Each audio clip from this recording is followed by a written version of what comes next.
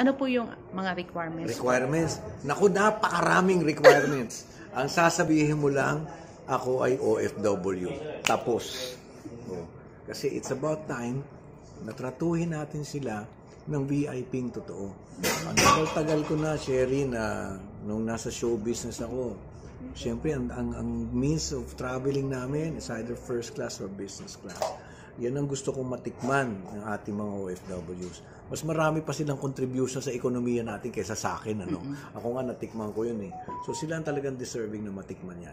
So hindi man namin kaya sagutin yung sa aeroplano, at least dito, meron sila may enjoy. Ayan, unli lahat ng pagkain, unli yung coffee, hanggang mag-acid yun.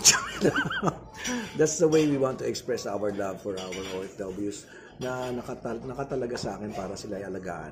Nagsimula tayo dyan with the Migrants Brew Coffee doon sa lobby ng OWA na again, pumasok ka ng OWA, the coffee is free.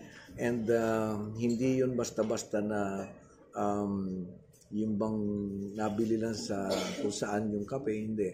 We purchase a very special Italian machine para sa kanila. Dahil yun ang expression mo, kung sasabihin mo sila ay special, then we treat them the way people who are special are treated. Kagaya nito. Diba?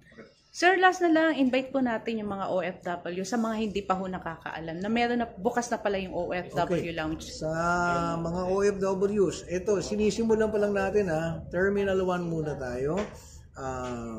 Ito yung malapit na sa Starbucks, may hagdan, medyo may kataasan yung hagdan, pero at least nabigyan tayo ng ating mga kaibigan, ng kapwa nating opisyal dito sa airport ng lugar.